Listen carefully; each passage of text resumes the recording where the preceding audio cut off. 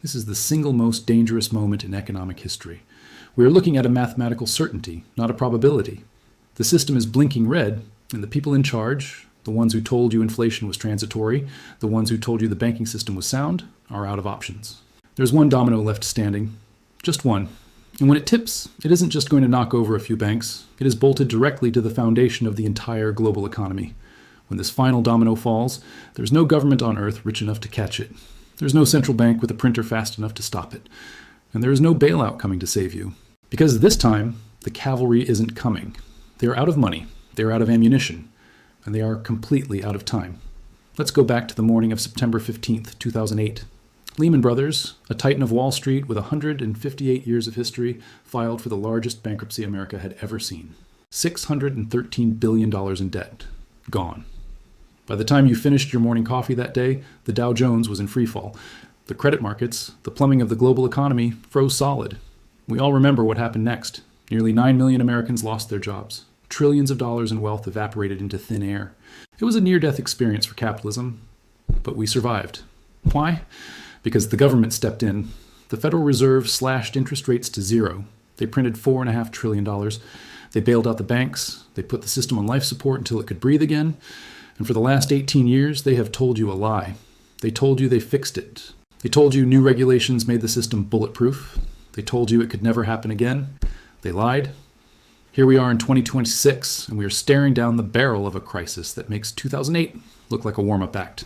In 2008, the world was carrying $142 trillion in debt. It was heavy, but the world could carry it. Today, global debt has exploded to $251 trillion. We didn't fix the problem. We just bought time with a credit card we can't pay off. Global debt is now 77% higher than it was when the last crisis hit. But our economy? It only grew by about 40%. We have been adding debt twice as fast as we have been generating wealth. That is the definition of a Ponzi scheme. But the scariest number isn't the total debt. It's the burden of carrying it. Right now, the global economy is paying over $10 trillion a year just in interest. That is more than the entire GDP of Germany and Japan combined, wasted every single year just to service old mistakes. This is the trap. The United States alone is sitting on over $38 trillion in debt. We are spending more on interest payments than we spend on our own national defense. We are spending more on interest than we spend on Medicare. We are borrowing money just to pay the interest on the money we already borrowed. And unlike 2008, we are walking into this storm with no shelter. The final domino is about to fall. Nobody's talking about what happens when it hits the ground. You need to understand the trigger. In 2008, it was residential housing. People bought homes they couldn't afford with loans they didn't understand. In 2026, the trigger is commercial real estate. Think about the office buildings in your city. Think about the massive glass towers downtown. They are empty. The work-from-home revolution didn't just change how we do our jobs, it destroyed the value of the buildings where we used to do them. Vacancy rates are hovering near 20%. 1 in 5 offices is a ghost town. This year, in 2026, $930 billion in commercial real estate loans are coming due. These building owners need to pay that money back or refinance it, but they can't. The buildings are worth 30% less than they were a few years ago, and interest rates are 3 times higher. Imagine you owe $1 million on a house that is now worth $600,000, and your mortgage payment just tripled. You walk away. You hand the keys to the bank. That is what is happening to corporate America right now. And when they hand the keys back, the banks are left holding a toxic asset that is destroying their balance sheets. We are already seeing the cracks. Delinquency rates on commercial mortgage-backed securities have spiked to over 7%. That is 6 times higher than regular loans. Foreclosures are hitting levels we haven't seen in over a decade. And here's the critical part. This isn't just a problem for rich developers. This is a problem for your bank. There are 278 banks in America with excessive exposure to this toxic real estate. These aren't just small-town banks. These are massive regional institutions holding the savings of millions of Americans. When these loans default, those banks become insolvent. And when banks start failing, credit stops. Small businesses can't get loans for payroll. You can't get a loan for a car. The economy grinds to a halt. Now, the natural question is, won't the Fed just save us again? Won't they just print more money and cut rates like they did in 2008? This is where the nightmare scenario begins. They can't. In 2008, the Federal Reserve had interest rates over 5%. They had plenty of room to cut rates to stimulate the economy. Today, rates are sitting at 3.75%. They have far less ammunition. But it's worse than that. In 2008, inflation wasn't a problem. Today, inflation is sticky. It's hovering near 3%. If the Fed cuts rates to 0 to save the banks, inflation will explode. They will destroy the dollar to save the stock market. They are trapped between a depression and hyperinflation. And let's talk about the money printing, quantitative easing. In 2008, it was a brand new magic trick. It worked because it was novel. Today, the Fed's balance sheet is already bloated at over $7 trillion. The economy has built up a tolerance to the drug. Printing another $1 trillion won't have the same effect it did 18 years ago. It will just devalue the money in your pocket without fixing the underlying rot. We are also facing a political firestorm. The Fed chairman's term ends in May of this year. We have a political climate where independence is being attacked. If we see rates slashed recklessly to pump the stock market, the bond market will revolt. Investors will dump U.S. treasuries, yields will spike, the cost of borrowing will go up even as the Fed tries to push it down. So we have a banking crisis brewing, a debt bomb ticking, and a central bank that is out of tools. This brings us back to the dominoes. In 2008, we watched one major domino fall, and the government caught the rest. Today, there are 5 massive dominoes lined up, and they're all starting to lean. Domino number 1 is commercial real estate. We've covered this. As these loans come due this year, the defaults will shatter the balance sheets of hundreds of regional banks.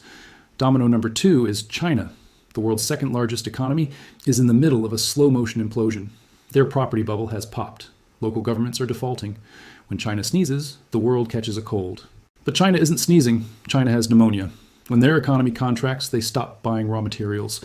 Commodities crash. Countries that rely on selling to China, like Brazil, Australia, and huge chunks of Africa, go into immediate recession.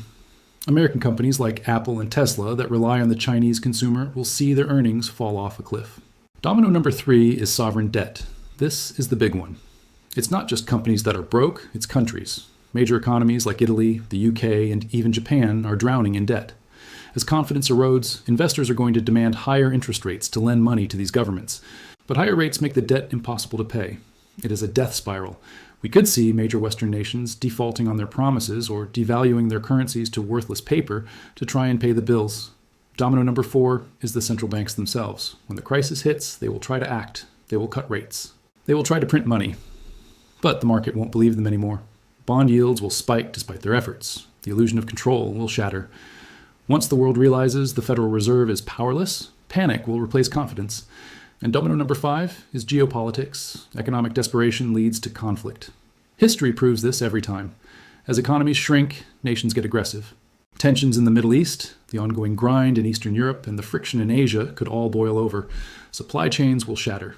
The cost of goods will skyrocket. We could be looking at a situation where the economy is crashing, but the price of food and energy is doubling. Stagflation, the worst of all worlds. So, what happens next? How does this play out for you? I have analyzed the data, and there are 3 potential futures we're looking at. Scenario 1 is what the politicians want you to believe. We call this the muddle through. In this version of the future, the banks extend the bad loans and pretend they are still good. The Fed cuts rates just enough to keep the system breathing, but not enough to spike inflation. We avoid a deep recession, but we don't really grow. We stagnate. It's painful, but the system survives. The probability of this? I put it at 30%. The math is just too broken for a smooth exit. Scenario 2 is the rolling crisis. I give this a 50% probability. This is the most likely outcome. The commercial real estate collapse takes down a major regional bank, maybe something the size of New York Community Bancorp. The government steps in to save depositors, but fear spreads. People pull money from regional banks and move it to the giants like JP Morgan.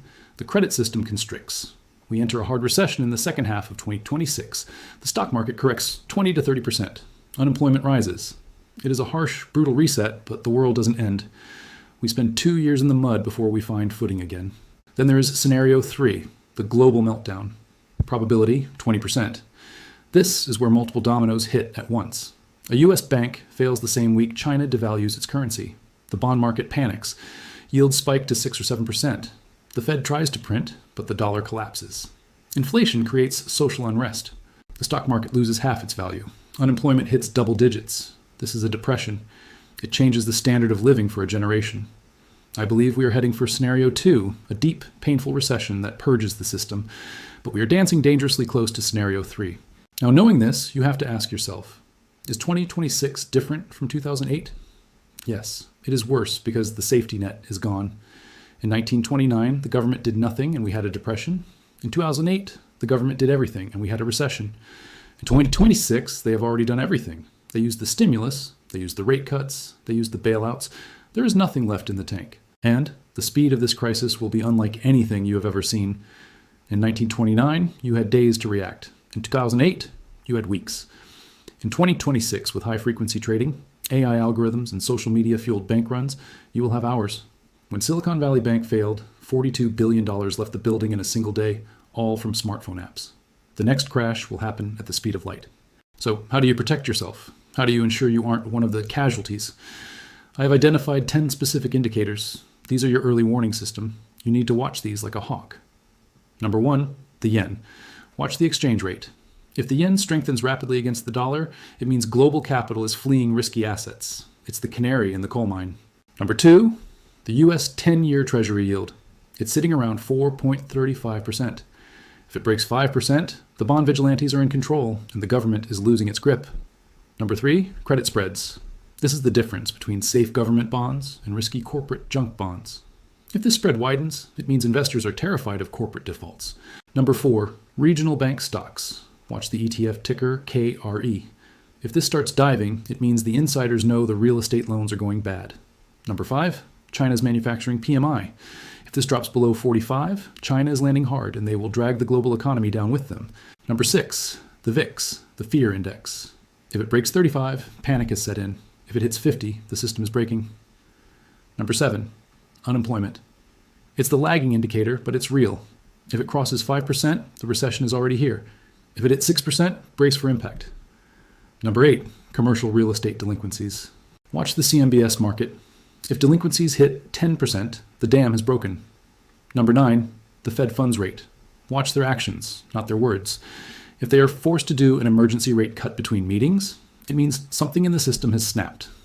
Number 10, the Buffett indicator, the total stock market value divided by GDP. We are currently over 200%. That is bubble territory. If it goes higher, the crash will be harder. Make a list. Watch these 10 signals.